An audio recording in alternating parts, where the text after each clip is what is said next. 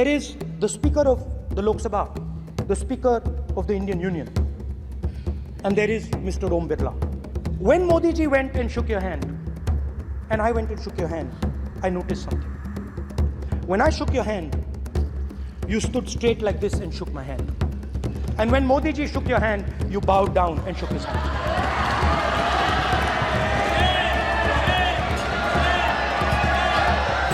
भारतीय लोकशाहीच्या इतिहासात संसदेचे अध्यक्ष हे पद अत्यंत मानाचे आणि निष्पक्ष मानले जाते.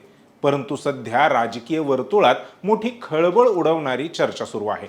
लोकसभा अध्यक्ष ओम बिर्ला यांच्या विरोधात विरोधी पक्षांनी अविश्वास प्रस्ताव आणला आहे.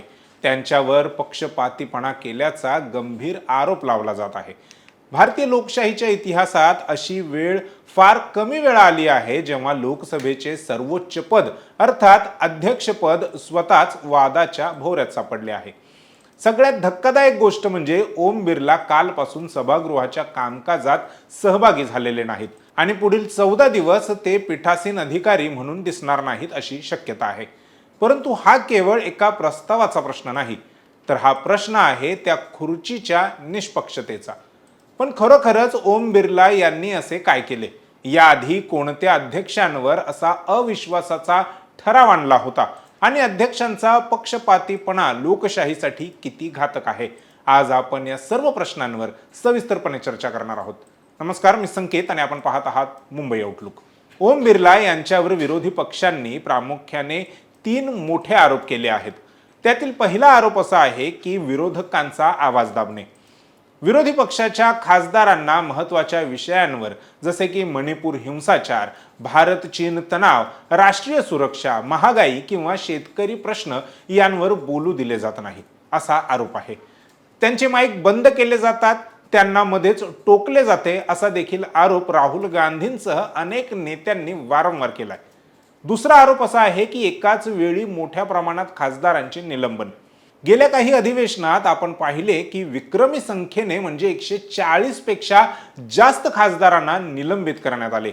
यामुळे सभागृहात विरोधकांचे अस्तित्वच नगण्य झाले, जे लोकशाहीला धरून नाही. आणि तिसरा महत्त्वाचा आरोप आहे की सत्ताधारी पक्षाला झुकते माप देणे. काही महत्त्वाच्या विधेयकांवर चर्चा न करता ती आवाजी मतदानाने संमत करणे आणि सत्ताधारी नेत्यांच्या आक्षेपार्ह विधानांवर सौम्य भूमिका घेणे असे आरोप ओम बिर्ला यांच्यावर होत आहेत. जेव्हा सत्ताधारी पक्षाचे मंत्री विरोधकांवर चिखलफेक करतात तेव्हा त्यांचा माईक तासनतास सुरू असतो. परंतु जेव्हा एखादा विरोधी पक्षाचा खासदार अदानी, मणिपूर, भारत चीन विवाद किंवा महागाई यावर बोलायला लागतो तेव्हा अचानक तांत्रिक बिघाड होतो किंवा त्यांचा माईक बंद केला जातो. खरं तर लोकशाहीत चर्चा हा प्राण आहे, परंतु बिर्ला यांनी निलंबन हे शस्त्र म्हणून वापरले. प्रश्न विचारणाऱ्यांना थेट बाहेरचा रस्ता दाखवणे हा लोकशाहीचा सन्मान आहे की अपमान?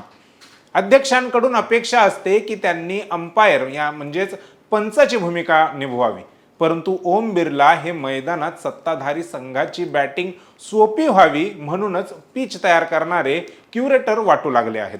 संसदेच्या नियमांनुसार अध्यक्ष हा केवळ एका पक्षाचा खासदार नसतो, तर तो संपूर्ण सभागृहाचा पालक असतो. त्यांच्याकडून काही अपेक्षा असतात. एकदा अध्यक्षपदी निवड झाली की त्या व्यक्तीने आपल्या मूळ पक्षाशी असलेले आपले नाते बाजूला ठेवून सर्वांना समान संधी द्यावी लागते. लोकशाहीत बहुमत सत्ता चालवते, परंतु विरोधकांचा आवाज ऐकणे हे अध्यक्षांचे कर्तव्य आहे. ओम बिर्ला हे पहिलेच अध्यक्ष नाहीत ज्यांच्यावर असा अविश्वासाचा ठराव आणला गेला आहे. याआधीही लोकसभा अध्यक्षांवर अविश्वास ठराव आणला गेला आहे. अगदी लोकसभेच्या पहिल्या अध्यक्षांवर पक्षपातीपणाचे आरोप लावण्यात आले होते. 1954 साली गणेश वासुदेव माळवणकर जे स्वतंत्र भारताचे पहिले लोकसभा अध्यक्ष होते, त्यांच्या विरोधातही अविश्वास ठराव मांडण्यात आला होता, परंतु तो फेटाळला गेला. पुढे पंडित नेहरूंनी लोकसभेत विरोधी पक्षांना जास्त वेळ बोलू दिले पाहिजे अशी भूमिका मांडली होती. 1966 मध्ये हुकुम सिंग यांच्या कार्यपद्धतीवर प्रश्नचिन्ह उपस्थित करत विरोधकांनी अविश्वास ठराव मांडला होता, जो पुढे अयशस्वी ठरला. त्यानंतर 1987 साली बलराम जाखड यांच्यावर चारा घोटाळ्याशी संबंधित वादावरून अविश्वास ठराव आणण्याचा प्रयत्न झाला होता. पुढे 2008 साली सोमनाथ चॅटर्जी यांनी भारत अमेरिका अणुकराराच्या वेळी आपल्या पक्षाच्या अर्थात CPIMच्या आदेशाविरुद्ध जाऊन अध्यक्षपद सोडण्यास नकार दिला होता. त्यांच्यावर ही टीका झाली होती, परंतु त्यांनी निष्पक्षतेचा नवा आदर्श ठेवला होता. यामध्ये सगळ्यात महत्त्वाची गोष्ट म्हणजे आतापर्यंत भारताच्या इतिहासात कोणत्याही लोकसभा अध्यक्षाला अविश्वास प्रस्तावाद्वारे पदावरून हटवता आलेले नाही, कारण यासाठी सभागृहाचे बहुमत लागते, जे सहसा सत्ताधारी पक्षांकडेच असते. संविधानाच्या कलम 94 नुसार लोकसभा अध्यक्षांना पदावरून हटवता येते. त्यासाठी किमान 14 दिवसांची पूर्वसूचना द्यावी लागते. हा प्रस्ताव मांडत असताना किमान 100 खासदारांचे समर्थन आवश्यक असते व सभागृहातील उपस्थित आणि मतदान करणाऱ्या सदस्यांच्या बहुमताने हा ठराव मंजूर झाल्यास अध्यक्षांना राजीनामा द्यावा लागतो. जर संसदेचा पंचच पक्षपाती असेल तर लोकशाहीचा खेळ धोक्यात येण्याची शक्यता असते. जर पंचच पक्षपाती झाला तर याचे लोकशाहीवर गंभीर परिणाम होतात. जर विरोधकांना संसदेत बोलू दिले गेले नाही तर सरकारला प्रश्न कोण विचारणार? प्रश्न विचारले नाहीत तर सरकार निरंकुश बनू शकते आणि असे निरंकुश सरकार अधिक भ्रष्ट व जनविरोधी कामात गुंतण्याची जास्त शक्यता असते. दुसरं असं की संसदेवर लोकांचा विश्वास असतो की तिथे आपल्या प्रश्नांवर चर्चा होईल. जेव्हा तिथे केवळ गोंधळ आणि निलंबन होते तेव्हा लोकशाहीवरील लोकांचा विश्वास डळमळीत होतो.